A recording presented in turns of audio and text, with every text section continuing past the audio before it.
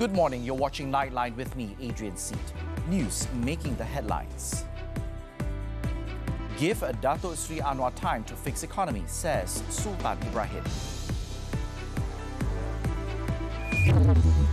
An MOT to review automatic upgrade from B2 to B license.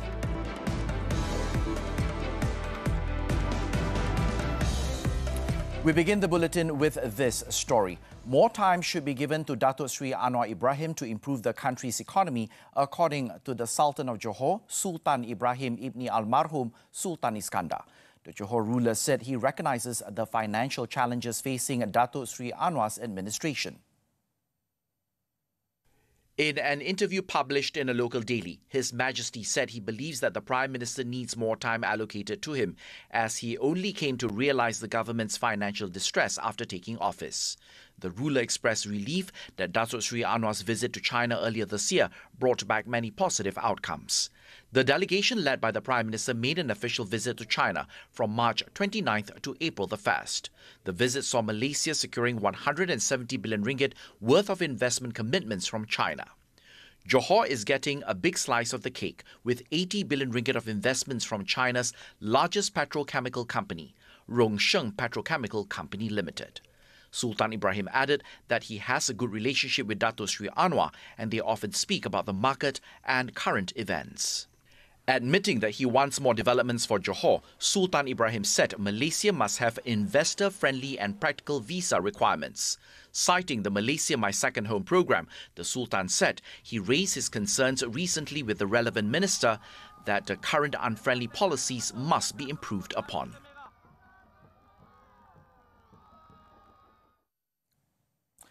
The proposal to automatically upgrade the B2 class motorcycle driving licence to a B licence will be brought to the Transport Ministry for initial examination.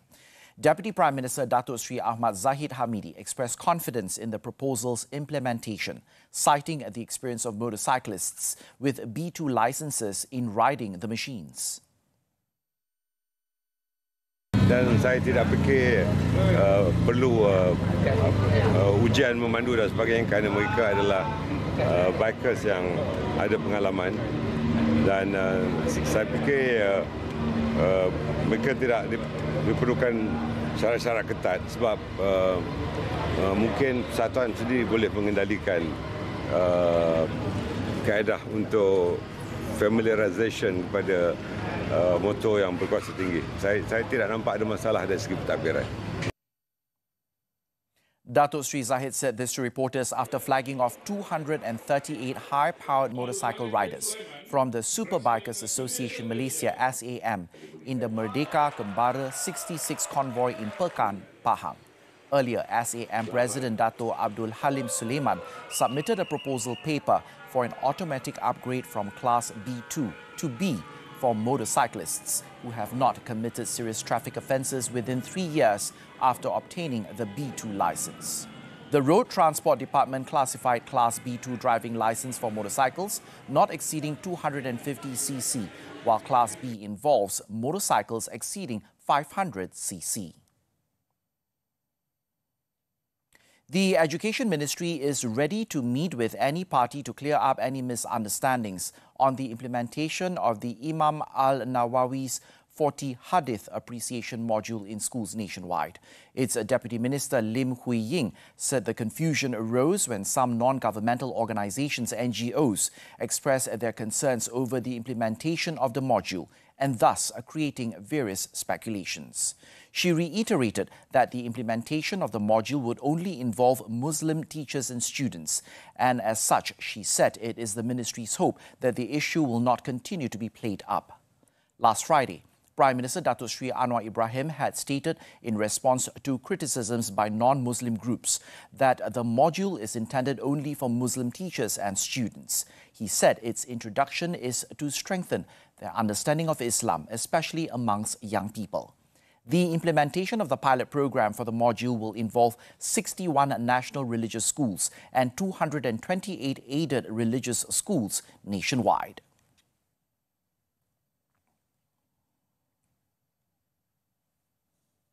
The Domestic Trade and Cost of Living Ministry will take stern action against businesses that impose conditions forcing the sale of 1 kilogram of premium sugar if buyers wish to purchase coarse sugar. Its acting minister, Datuk Armizan Muhammad Ali, said the legal action will be taken against such businesses under the Control of Supplies Act for imposing conditions without the approval from the authorities. Syarat itu tidak boleh. Itu kita minta kalau ada perkara-perkara begitu laporkan kepada kita. Di bawah perintah bekalan itu, para peniaga tidak boleh untuk meletakkan syarat sedemikian. Dan kita harapkan maklumat dan kita akan mengambil tindakan.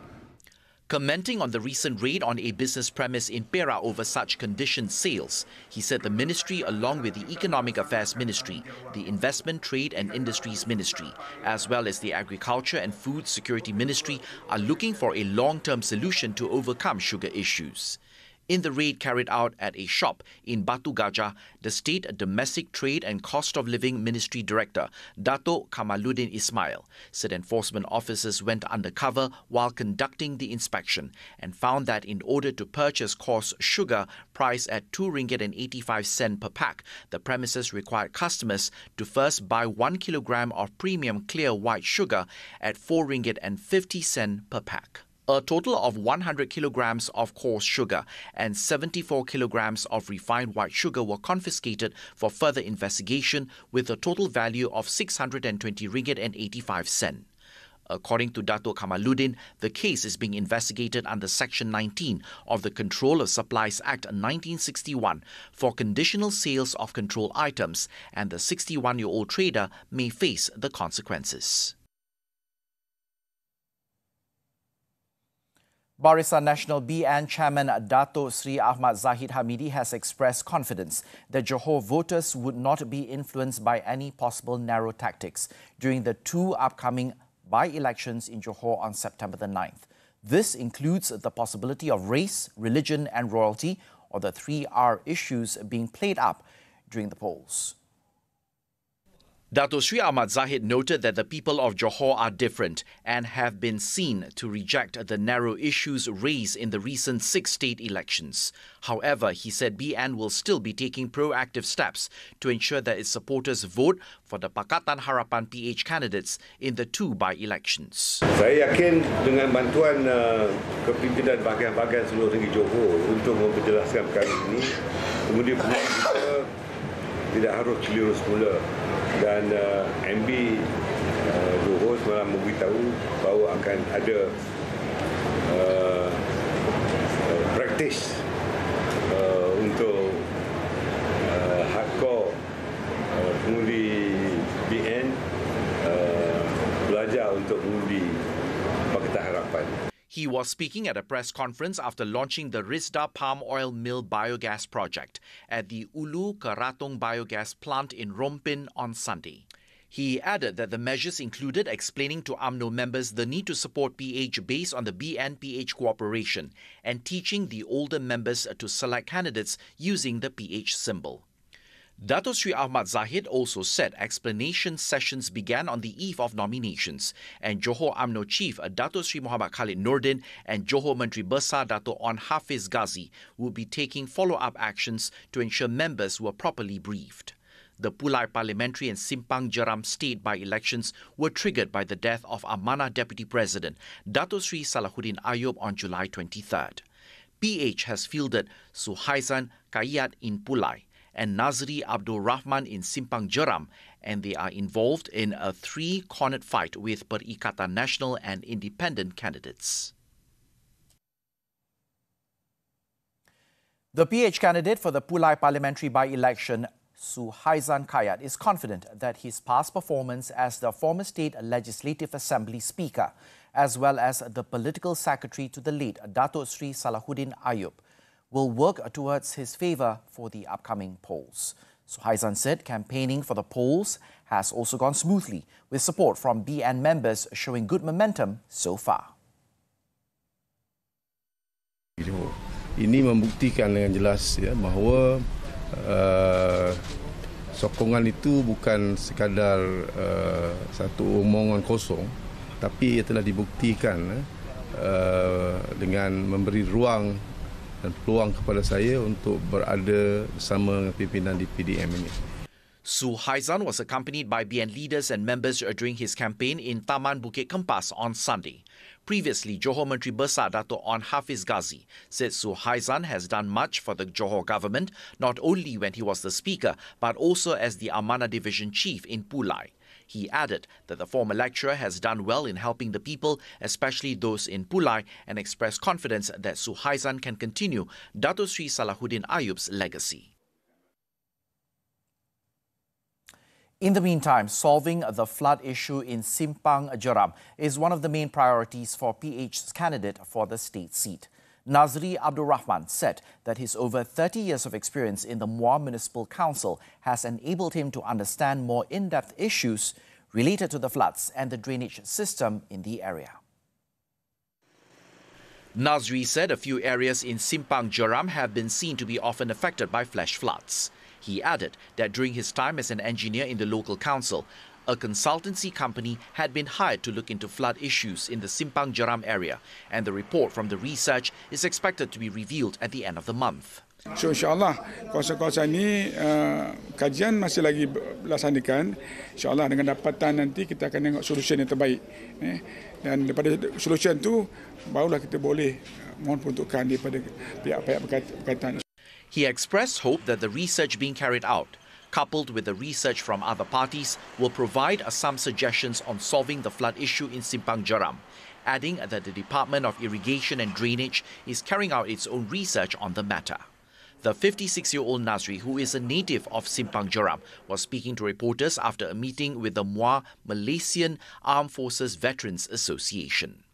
The Simpang Jeram state seat is set to see a three-con fight between Nazri, Perikatan Nasional's Dr. Muhammad Mazri Yahya, and independent candidate S. Jigannathan. Some 3,963 community leaders or Ketua Adat in Sabah will get an average of 48% in monthly allowance increment beginning September this year. Amongst those who will benefit from the increase include district chiefs, native chiefs or Ketua Anak Negeri, as well as village heads or Ketua Kampung. Chief Minister Datuk Sri Haji Noor said amongst the justifications for the increment is the recognition of the esteemed position of the Ketua Adat in the community, including their role as judges in a native court, and to cover their expenses while attending meetings, courses and official functions outside the district. He added that the state government recognises the important role of the Ketua Adat as grassroots leaders, and the raise is intended to motivate the Ketua Adat to serve with integrity to the community.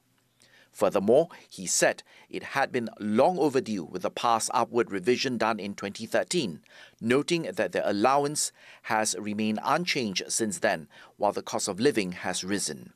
The move will benefit 57 district chiefs, 272 Ketua Anak Negeri, 648 Wakil Ketua Anak Negeri, 2,810 village heads, and 176 kapitans throughout the state.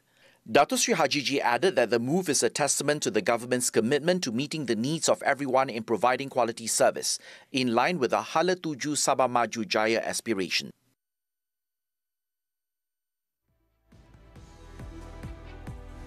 Mandatory life sentence for heinous killers. This and more when Nightline returns.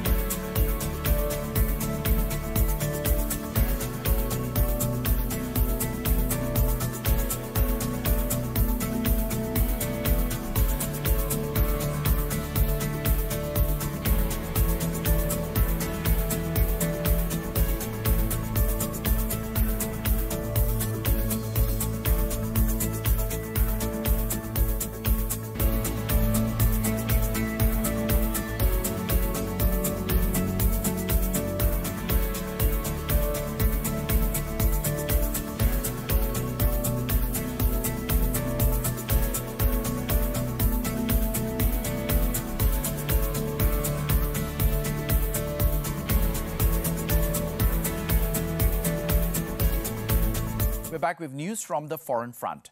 Newly elected Thai Prime Minister Srettha Thavisin announced on Saturday that his government plans to increase the period of visa-free stay for Russian tourists in the country from 30 to 90 days. He noted that Russia is a big market for Thailand's inbound tourism, as there are many of them who would like to stay in the country for more than a month, especially during winter.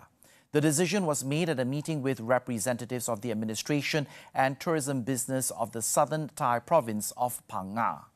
He added Thailand will also try to ease the visa regime for other countries with a colder climate, such as Kazakhstan.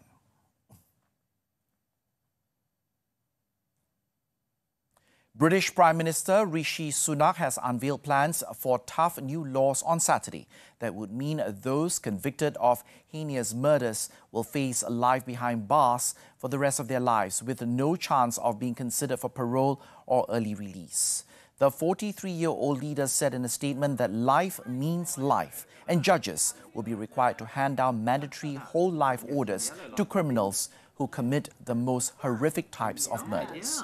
He added that for the first time, the law change will be the default sentence for any sexually motivated murders. The decision comes days after nurse Lucy Ledby was sentenced to the penalty after being found guilty of killing 7 newborn babies under her care at a hospital in northern England.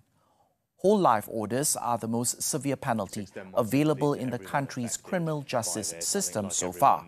It was reported that the government will legislate for the changes in due course as Parliament returns from its summer recess next month. Do not face their victims. Over in Australia, at least 3 US Marines have been killed and 20 others injured after a military helicopter crash during a multi-nation training exercise on Sunday. In a statement, the US Marines said 3 had been confirmed dead on Melville Island and 5 of the 23 on board have been transferred to Royal Darwin Hospital in serious condition. It was reported that the incident took place at 9:30 a.m. local time during the annual Predator Run exercises involving the militaries of Australia, the US, East Timor, Indonesia and the Philippines. In the meantime, the cause of the crash is still being investigated. The incident is the second fatal helicopter crash during joint exercises in northern Australia in less than a month.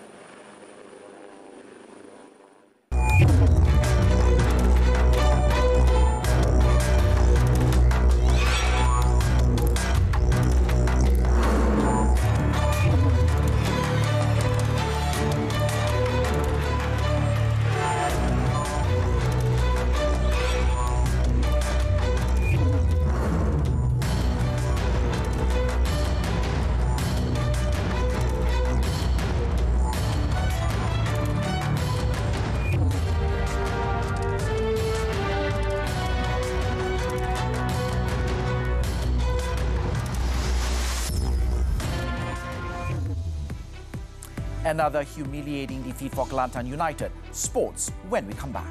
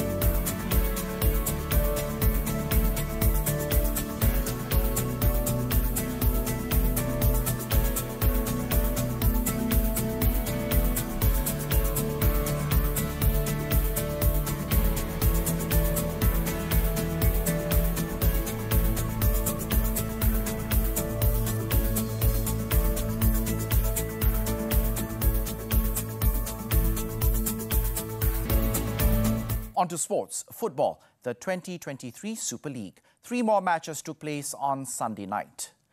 PDRM FC beat Penang FC 3-0, while Perak FC suffered another defeat, this time 4-0 to Kuala Lumpur City FC.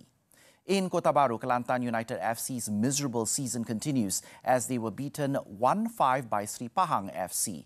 Muhammad Asrif Nazrul Haq gave Seri Pahang the lead after 10 minutes before Ezequiel Aguero struck 2 goals in the 23rd and 27th minute respectively to make it 3-0. Kapah Sherman then grabbed Seri Pahang's 4th in the 66th minute. Ruhizat Daud pulled one back for Kelantan United 11 minutes later, just before David Rowley to diminish any hope of a comeback with Seri Pahang's 5th in the dying minutes. With the win, Pahang maintained in 5th spot in the standings with 40 points, 2 points behind Sabah in 4th.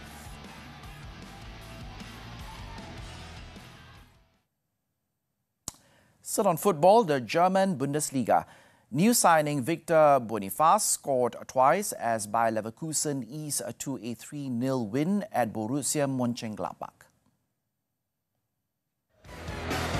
Boniface struck Leverkusen's first in the 18th minute, heading home Alejandro Grimaldo's assist. Jonathan Tah doubled the lead 6 minutes into the second half as he volleyed in Jonas Hoffmann's cross. Boniface put the result beyond doubt 2 minutes later, finishing off Florian Wirtz's clever through ball.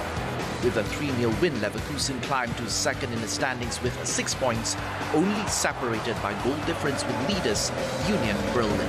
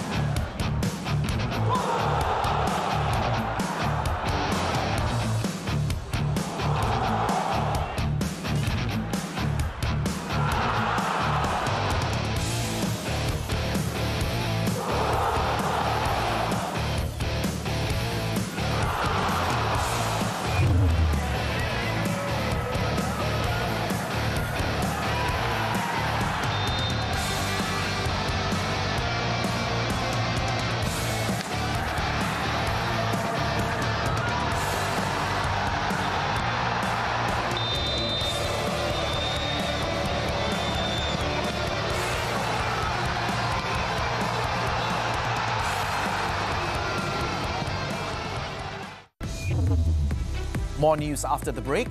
Boy inadvertently reversed car into eatery. Stay with us.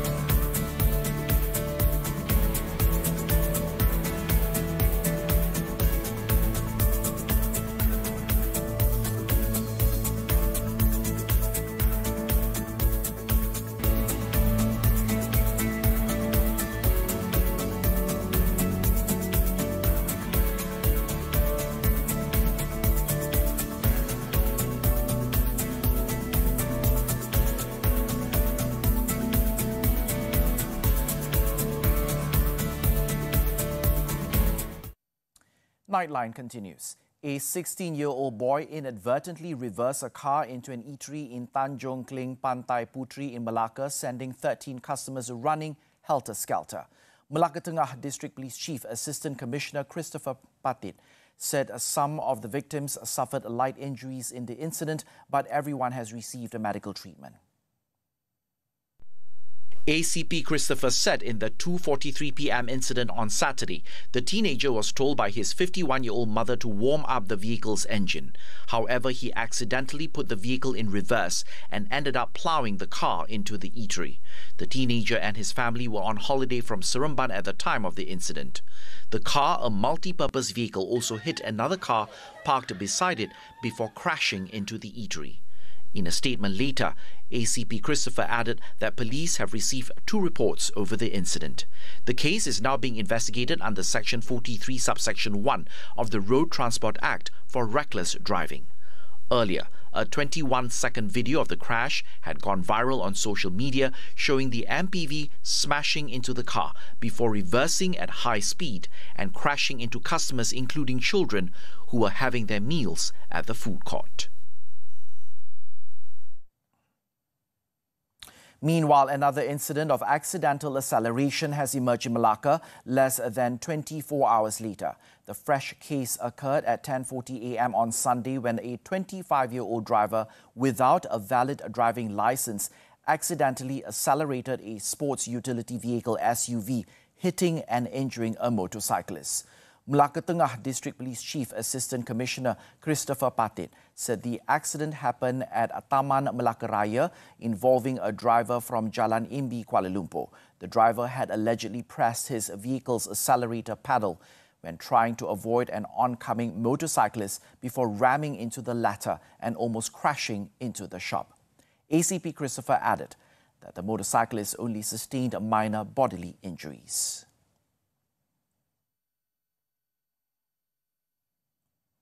The Kuala Lumpur City Hall DBKL has ordered the immediate closure of a shop in Jalan Bukit Bintang after a video of semi-nude women dancing in front of the premises went viral on social media last week. DBKL, in a post on its official Facebook page, informed the public that its enforcement department had carried out a special operation at the premises on August 23rd. The inspection found that it had a composite retail store license to carry out supermarket activities, which was a license for dry goods only. However, according to DBKL, the premises was operated by 4 foreign workers consisting of 2 Bangladeshis and 2 Iranians who did not have valid work permits. Therefore, DBKL issued 1 compound notice for employing foreign workers without a valid work permit and 1 compound notice for carrying out activities other than those permitted under the license. DBKL said, according to the workers at the premises, the semi-nude dancing incident took place on July the 5th in conjunction with the outlet's anniversary celebration.